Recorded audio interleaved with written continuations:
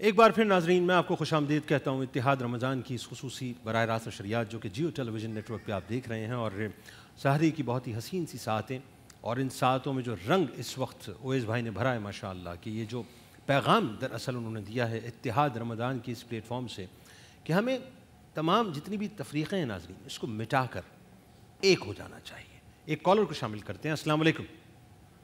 अस्सलाम वालेकुम। वालेकुम अस्सलाम। कौन और कहाँ से बात कर रही हैं? मैं लाहौर से फरहंदा बात कर रही हूँ। जी मेरी बहन फरमाइए।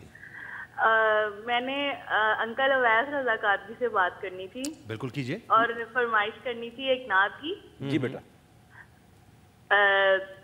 रातें भी मदीने की, यादें भी मदीने की। हाँ, बातें हो मदीने की, यादें हाँ हो। क्या बात। और सबसे बड़ी बात ये मैं बताना चाहूंगी, मैं 2 दिन से कॉल मिला रही थी। अच्छा। तो वो नहीं मिल रही थी। अच्छा। तो मेरी 5 साल की बेटी है, वो कहती है कि अल्लाह पाक बच्चों की दुआएं तो अर्श पे जाती हैं, तो आप हमारी दुआ कबूल कर लें कि अंकल अवैस रजा कादरी से हमारी बात हो जाए। चलें तो भाई अब वो जो जिस बच्ची ने दुआ की है उस बच्ची से तो बात कराएं ना। ये तो अंकल अवैस रजा कादरी से कॉल तो मिल गई आपकी, अब वो पीछे बैठी हुई, उनको तो बताएं ना कि भाई कॉल मिल गई है।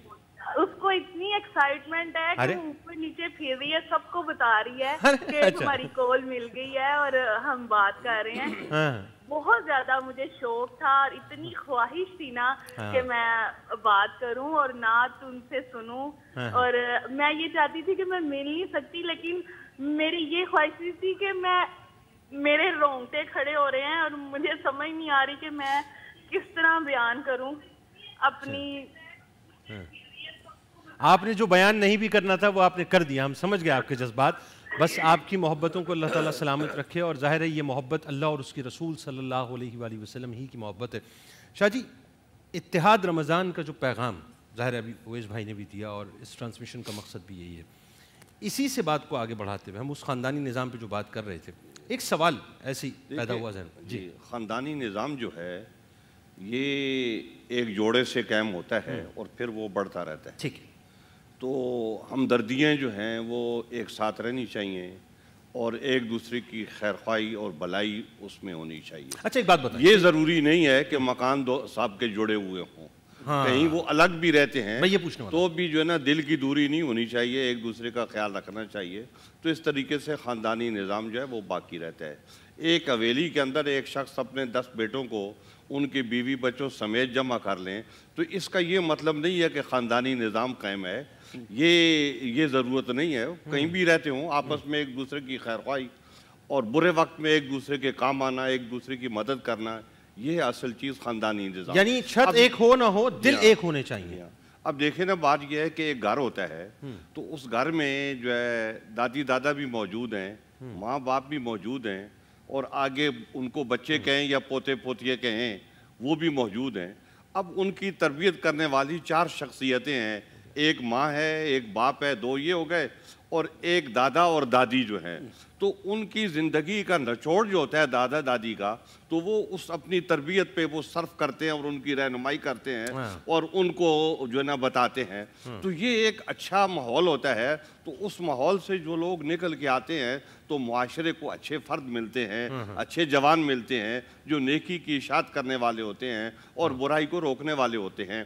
तो ये जो ख़ानदानी निज़ाम है, फिर कुछ ख़ानदान होते हैं कि उनकी एक तो वो कुछ खूनी रिवायात होती हैं और दूसरी रिवायात उनकी जो है ना ज़हर के लिहाज से होती हैं। तो वो अपनी रिवायात के ऊपर भी कायम रहते हैं। जैसे अरब के ख़ानदान थे, उनके यहाँ सब लोगों के यहाँ एक बात मुश्तरक है और वो क्या है कि वो मेहमान की इज़्ज़त करते हैं और जितनी इज़्ज़त वो कर सकते हैं वो इतनी इज्जत करते हैं। तो ये उनका दस्तूर चला आ रहा है, तरीका चला आ रहा है। तो ये उनका कबायली जो तरीक़ाकार है वो ये है। तो मेहमान को वो इज़्ज़त देते हैं इस तरीके से।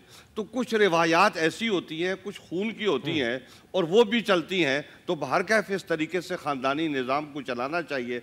आजकल जो सूरत हाल हमारी है वो ये है कि माँ बाप को और औलाद को ज़हनन जो है ना वो अलग किया जा रहा है और ये ख़ास जो हमारा कल्चर है جو ہمیں اسلام تعلیم دیتا ہے اور وہ کلچر جو ہمیں ماں باپ نے باپ دادا نے منتقل کیا ہے اس کو توڑنے کے لیے بچوں سے یہ کہا جاتا ہے کہ یہ تمہارا باپ کون ہوتا ہے اس نے تو ٹھیک ہے تمہاری پرورش کر دی ہے، اب تم بالغ ہو گئے، اب جو تمہاری مرضی ہے کرو. نہیں، یہ بات نہیں ہے.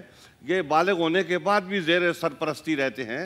حضرت عمر فاروق رضی اللہ تعالیٰ عنہ کے گھر کو دیکھ لیں، حضرت ابو بکر صدیق رضی اللہ تعالیٰ عنہ کے گھر کو دیکھ لیں، کیونکہ ہمارے رہنما ہیں، ہم نے ہر بات میں ان کی طرف دیکھنا ہوتا ہے.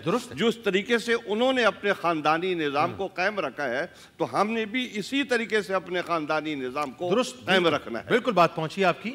ایک کالر کو شامل کرتے ہیں. السلام علیکم. وعلیکم السلام. جی میری بہن کون اور کہاں سے بات کر رہی ہیں؟ جنید بھائی، مدیحہ بات کر رہی ہوں کراچی سے. جی فرمائیے. جنید بھائی، پہلے مجھے آپ کے پروگرام کی تعریف کرنی تھی. جو آپ پروگرام پیش کر رہے ہیں ماشاءاللہ تمام حاضرین کی وجہ سے ہمارے رمضان کا جو مزہ ہے وہ دوبالا ہو گیا ہے. الحمدللہ. تو اور اس کے علاوہ میں آپ کی شیخ صاحب سے وظیفہ پوچھنا چاہوں گی پلیز.